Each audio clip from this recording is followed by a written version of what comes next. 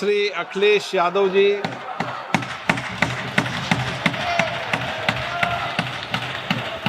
अध्यक्ष महोदय, मैं आपका धन्यवाद देना चाहता हूं कि इस महत्वपूर्ण विषय पे मुझे बोलने का मौका दे रहे हैं। मैं अपने साथी माननीय सदस्य गौरव गोगोई जी के से सहमत हूं। बहुत सारे महत्वपूर्ण उन्होंने बिंदु उठाए और अध्यक्ष महोदय,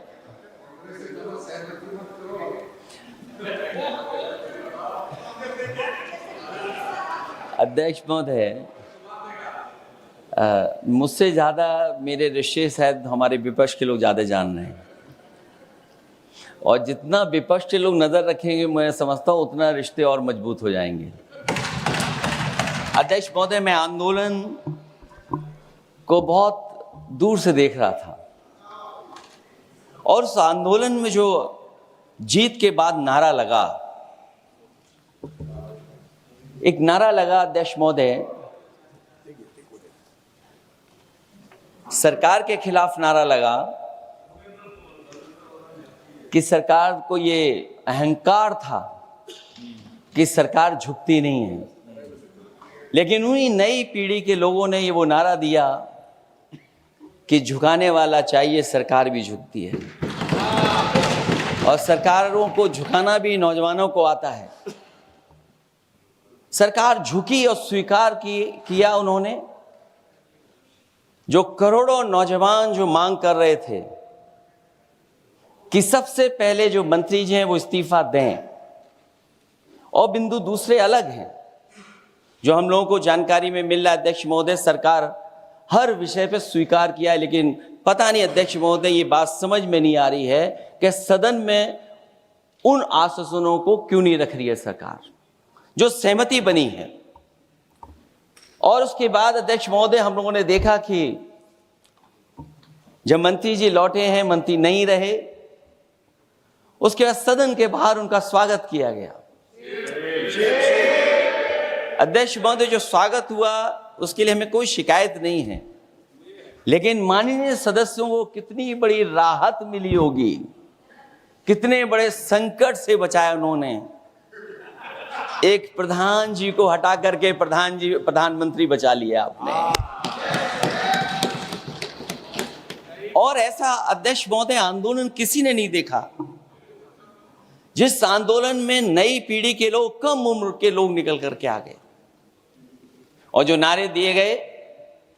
ये सरकार पिछले कई वर्षों से नकारात्मक प्रचार पर टिकी हुई थी, नकारात्मक राजनीति करती थी, और न जाने कितने हजार करोड़ रुपए खर्च किए होंगे सरकार ने नकारात्मक राजनीति के लिए। लेकिन नई पीढ़ी को मैं बधाई देना चाहता हूं, उनके मनोबल को और उनकी एकता को, और जिस तरीके से उन्होंने प्रचार किया, अंततः सरकार को झुकना पड़ गया। भाजपा वचन नहीं देती, जुमला देती है। तो मुझे उम्मीद है कि सभी युवा नौजवानों का जो मांग की है उन्होंने, उन सभी मांगों को सरकार स्वीकार करेगी। और सरकार ये भी स्वीकार कर लिया होगा कि कोई दल मजाक में बना तो कितनी बड़ा दल बन गया। जो कोई चीज मजाक से शुरू हुई वो कितना सीरियस हो गई, और इतना सीरियस हुई कि हमारी सरकार लोकतांत्रिक हो गई कि जो उनको धरने पे बैठने दिया। सरकार लोकतांत्रिक थी कि उन्हें धरने पर बैठने दिया। हमने वो भी समय देखा है कि जहां पर धरने पर नहीं बैठने दिया, वर्षों वर्ष लोग बैठे रहे धरने पर, उनकी सुनी नहीं गई। इसी दिल्ली को घेरा था किसानों ने, और सरकार को लगा कि चुनाव आ गया तो सरकार ने तीनों काले कानून वापस ले लिए। जब सरकार घबरा जाती है, डर जाती है, तो सरकार स्वीकार कर लेती है। इसीलिए वो नारा मुझे अक्सर याद आता है कहीं कि झुकाने वाला चाहिए, सरकार भी झुकती है। जो विषय लाया गया है कि prevention of unlawful means act, सरकार को कम से कम ये बताना चाहिए था कि 2024 में जब ये लेकर के आए थे तो आज 2026 में कैसे पेपर लीक हो गया। और केवल गिनती के 1-2 पेपर लीक नहीं हुए हैं, ये ऐसा आंदोलन रहा जिसमें मां बाप और नई पीढ़ी के लोग सब जुड़ गए। अगर हम ये माने कि 20 लाख बच्चों ने परीक्षा लिखी थी और उनके घर परिवार के सदस्यों को हम उसमें जोड़ दें, दादा दादी, माँ बाप और परिवार का कोई सदस्य, तो 5 लोग प्रभावित थे। और 5 गुणा 20, 1 करोड़ लोग नाराज हुए सरकार से। और अक्सर हम पॉलिटिकल लोग हैं, हम लोग जानते हैं जब कभी आंदोलन करते हैं तो कितनी तैयारी करानी पड़ती है, गाड़ियों का इंतजाम, खाने का इंतजाम और इंतजाम। लेकिन ये पहला आंदोलन देखा कि जिसमें माँ बाप भी जुड़ गए और कहा कि जाओ बच्चों आंदोलन करो, हम आपके साथ हैं। ये पहला आंदोलन ऐसा देखने को मिला है। और केवल दिल्ली में नहीं हुआ ये, केवल दिल्ली में नहीं हुआ ये।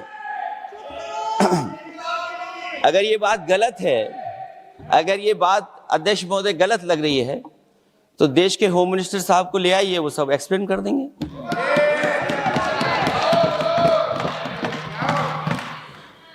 पहला आंदोलन जिसमें मां बाप ने साथ दिया, क्योंकि परीक्षा से कितना दुखी हैं लोग। ये जो परीक्षाएं लीक हुई हैं, कई महीनों पहले ये किताब बना दी थी। और अध्यक्ष महोदय, जो लोग चढ़ावा चोरी नहीं बचा पाए, वो पेपर लीक कैसे बचा पाएंगे? जो भगवान के दरबार से दान गायब हो गया, दान चला गया, वो लोग पेपर लीक बचाएंगे? किस कानून को, जो कानून पहले बनाया उसी कानून का संशोधन करके लेकर आए? किसकी आंखों में आप धूल झोंक रहे हैं? और अगर कानून से बच रहा होता तो भाजपा की 10 साल की सरकार में 20 परीक्षाएं कैसे लीक हो गई? 20 परीक्षाएं लीक हुई अध्यक्ष महोदय, जिसमें कोर्ट तक जाना पड़ा, उसके बाद परीक्षा रद्द हुई है। दरोगा भर्ती का पेपर लीक हो गया, जूनियर इंजीनियरिंग के भर्ती का पेपर लीक हो गया, ग्राम विकास पंचायत अधिकारी का पर्चा लीक हो गया, नलकूप चालक भर्ती का, यूपी टीईटी का परीक्षा लीक हुआ। और एक बार नहीं हुआ, 3 बार पेपर लीक हुआ यूपी टेट का। हाई स्कूल बोर्ड का परीक्षा लीक कर दिया, इंटरमीडिएट की बोर्ड की परीक्षा लीक हुई, इंटरमीडिएट का फिर परीक्षा का लीक हुआ, कई बार हुई। सिपाही भर्ती लीक हुई। आप सोचिए कितनी परीक्षाएं लीक हुई हैं। और नीट परीक्षा कोई पहली बार लीक नहीं हुई, दोबारा लीक हो गई, कानून बनने के बाद लीक हुई। सहायक प्रोफेसर भर्ती लीक है, लेखपाल भर्ती लीक हुई। यूपी जैसे स्टेट, जो सबसे बड़ा स्टेट है, जहां से प्रधानमंत्री चुन करके आते हैं, वहां तक पेपर लीक हो जा रहा है। और जो संस्था परीक्षा एग्जामिनेशन करा रही है, वो एनटीए में भी आउटसोर्स कर दिया आपने।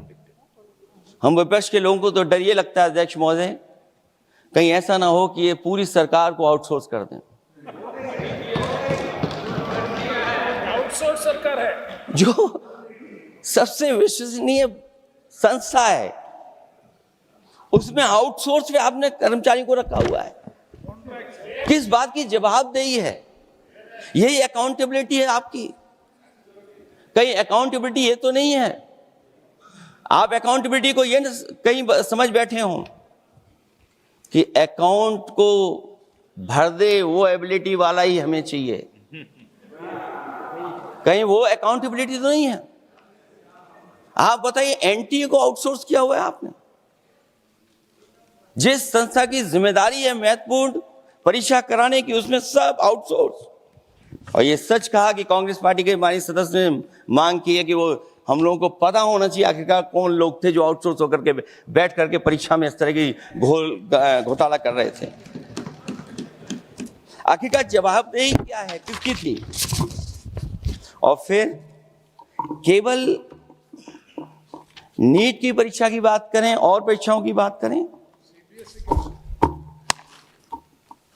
अगर हम अध्यक्ष महोदय, जब से सरकार बनी है तब से सरकार की कोशिश रही है कि शिक्षा, परीक्षा और यूनिवर्सिटी का ताना बाना पूरा ध्वस्त हो जाए, उसको एक रंगी बना दें हम,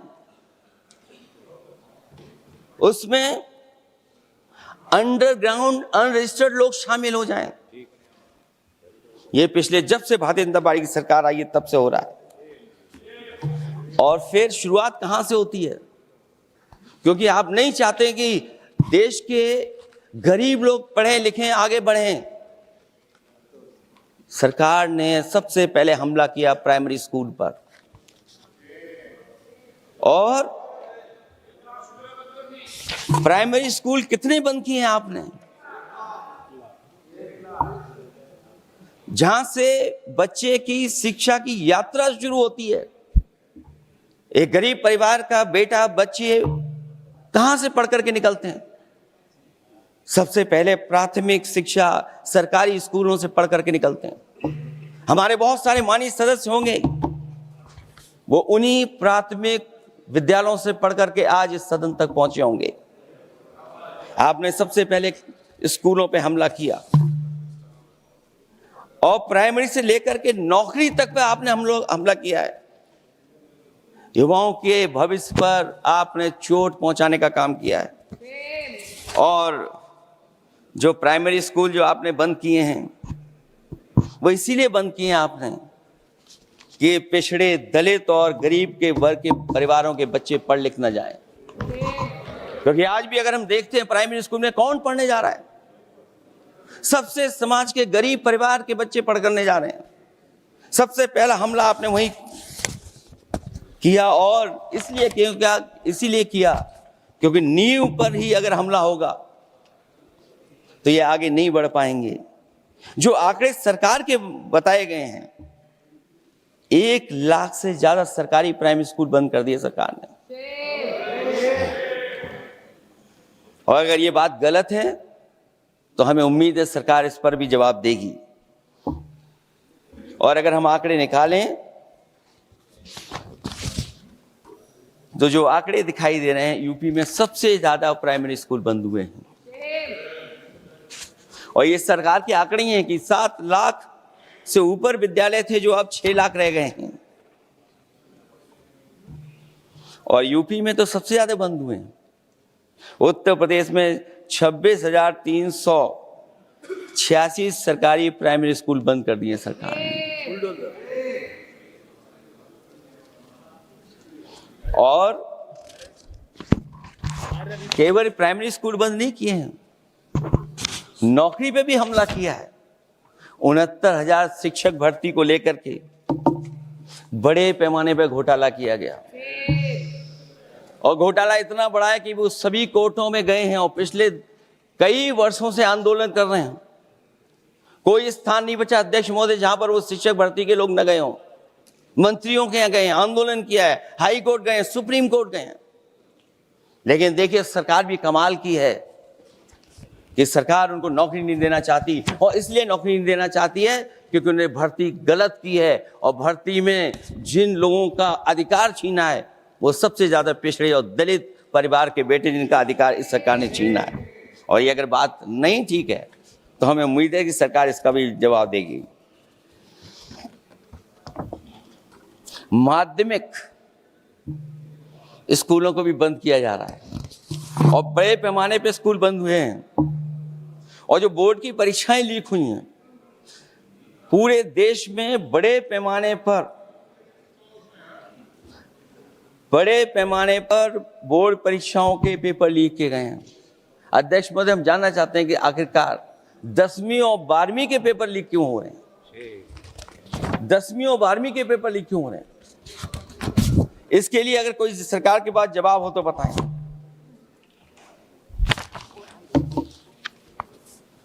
और जो बच्चियों ने जान दी है नीट की परीक्षा में, जब परीक्षा का पेपर लीक हो गया है, अध्यक्ष महोदय, मैं अपनी तरफ से, पार्टी की तरफ से और सभी की तरफ से उन्हें श्रद्धांजलि देता हूं। और हमें उम्मीद है कि सरकार उन बच्चों की मांग मानेगी जिन बच्चों ने ये शर्त रखी है कि उनके परिवार के लोगों को 1 करोड़ मुआवजा दिया जाए। जब उच्च शिक्षा में जिस तरीके से भर्ती हो रही है, अध्यक्ष महोदय, जो उच्च शिक्षा की भर्ती है उसमें जो अपॉइंटमेंट हो रहे हैं उनके बारे में तो क्या चर्चा करें कि जब संस्था पे सबसे ऊपर बैठा व्यक्ति ही अन्याय करेगा तो पूरी संस्था में अन्याय होगा। जब से ये सरकार आई है, जो बड़ी बड़ी संस्थाएं हैं उन सब संस्थाओं में एक रंगी लोगों को बैठा करके उन संस्थाओं को ध्वस्त करने का काम कर रहे हैं, और न केवल उन संस्थाओं को खराब कर रहे हैं बल्कि अध्यक्ष महोदय, उत्तर प्रदेश में एक स्वतंत्र सेनानी, उनके नाम पर यूनिवर्सिटी बनी, मौलाना जौहर यूनिवर्सिटी। यूनिवर्सिटी बनकर के तैयार हो गई। इन्होंने कोई सरकारी यूनिवर्सिटी नहीं बनाई, और अगर कोई प्राइवेट यूनिवर्सिटी बन भी गई है तो उसको भी हथौड़ा लेकर के तोड़ने की तैयारी कर रहे हैं ये लोग। ये नफरत की राजनीति कहां लेकर के पहुंचा देगी। और जब से बीजेपी की सरकार आई है तब से नफरत की राजनीति और दूसरे लोगों के साथ किस तरह का व्यवहार हो रहा है, उन्हें कहीं भी न्याय तक नहीं दिला पाई सरकार। और जब नौकरी की बात आ जाए तो अध्यक्ष महोदय, अग्निवीर भर्ती में भी जो हर साल में कितनी भर्ती होती थी, कभी 80,000 भर्ती हुआ करती थी, अब भर्ती केवल 10,000 हो पा रही है। आखिरकार अध्यक्ष महोदय, सरकार नौजवानों की पढ़ाई और नौकरी पे हमला क्यों कर रही है, और नौकरी पे हमला क्यों हो रहा है? जब आप ये कहते हैं कि हमारे नौजवान हमारी डेमोग्राफिक डिविडेंड बन करके आए हैं, कहीं यही नौजवान हमारी आपदा न बन जाए, इसके बारे में भी सरकार को सोचना चाहिए। और मैं ये जरूर कहना चाहता हूं कि अध्यक्ष महोदय, अगर शिक्षा अच्छी होगी, परीक्षा सच्ची होगी, तो तरक्की भी पक्की होगी। और ये तरक्की नहीं चाहते हैं, इसीलिए शिक्षा पर और परीक्षा पर हमला कर रहे हैं। मैं इन्हीं शब्दों के साथ अध्यक्ष महोदय आपका धन्यवाद देता हूं। और जो बिल लेकर के आए हैं आप, बिल तो 24 में भी लेकर के आए थे आप, जो 24 में बिल लेकर के आए थे, उसके बाद नीट परीक्षा का पेपर लीक क्यों हो गया, ये आप बता देना मंत्री जी। आपको एक कानून बनाने के बाद दूसरा कानून बनाना पड़ रहा है, ये क्या वजह है? और आपको मंत्री जी का स्वागत इसलिए करना पड़ रहा है कि आपको संकट से बचा लिया। और अगर अखिलेश जी तो समाजवादी है। मैं पूछना चाहता हूं कि छात्रों का आंदोलन के बाद सरकार उनका बात सुन के पार्लियामेंट में बिल लेके आता है, ये अच्छा है, या जो आंदोलन होता है तो उसको कुचलने के लिए देश में इमरजेंसी लगा देता है, वो अच्छा? आप बता दीजिए।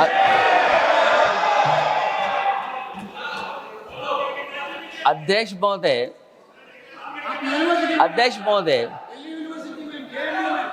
महोदय, मैं इमरजेंसी को तो नहीं देखा हूं, लेकिन इमरजेंसी में क्या क्या हुआ है वो अभी दिल्ली की राजधानी में भी देखने को मिल गया है। आंसू के गैस के गोले और लकड़ी में लगा हुआ कुछ कील का और कांटे की चीजें, उस समय करंट नहीं लगाया जाता था, इस बार करंट लगाया गया। तो ये इमरजेंसी के बराबर ही हुआ है हमला, कम नहीं है। इमरजेंसी से कम अन्याय नहीं कर रहे हैं आप लोग।